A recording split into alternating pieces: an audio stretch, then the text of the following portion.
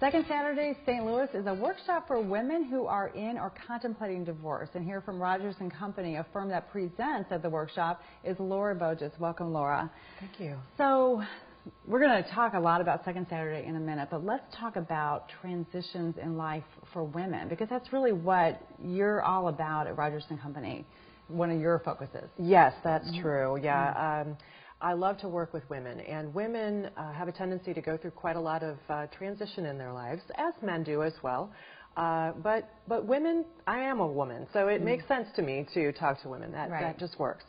So types of transitions. Divorce would be one of them, and we'll come back to that. But then there's loss of a spouse, becoming a widow.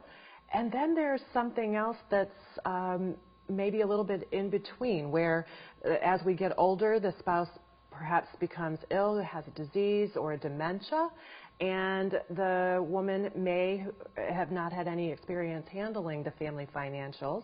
So all of a sudden they're on their own, but they're not really. Right. And so they're having to make decisions that maybe they weren't quite prepared to do. Exactly, exactly. So those types of transitions are what we really like to specialize in at Rogers & Company. So is there any way, let's talk about widowhood right now, and it's something that you can hardly plan for, right? So what are the things that when you meet a woman who's a recent widow, let's say, or her husband is incapacitated now, what are some types of things that you will talk to them about, or that they should be prepared to talk to you about?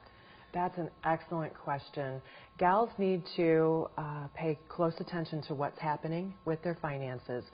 I think a lot of times one spouse or the other, and sometimes it's a role reversal, but they don't actually have an interest in the financials.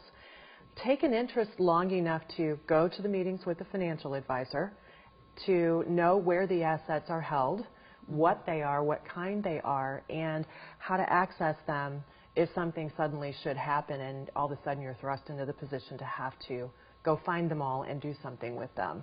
So it's just the facts, basically. You don't have to be a financial expert, and maybe that's what scares some people. They think, oh, I just don't want to, that's something, it's not something I'm educated about or have an interest in, and so they just ignore it. Yes. And then the day comes when they have to know who to call, right? Right. And often they don't even know who to call.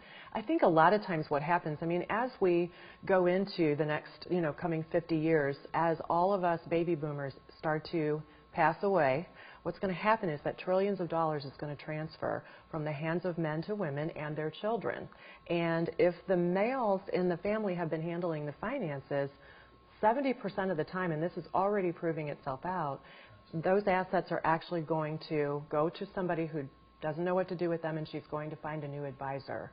So one of the things that women and their families can do as mom gets older is to make sure that they know who the financial advisor is, participate in the meetings, and work with someone that they know, like, and trust, because that's where that relationship-based management actually comes in. So what you're talking about is starting early, so that, because everyone eventually, most people are going to be a widow or a widower. Exactly. And you have to plan for that very early in your marriage. Yes.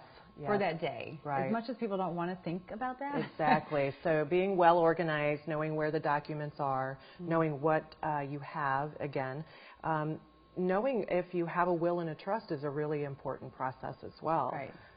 So there's women who are going to be prepared. They're going to start early. But then there are the women who that day comes and they're not ready.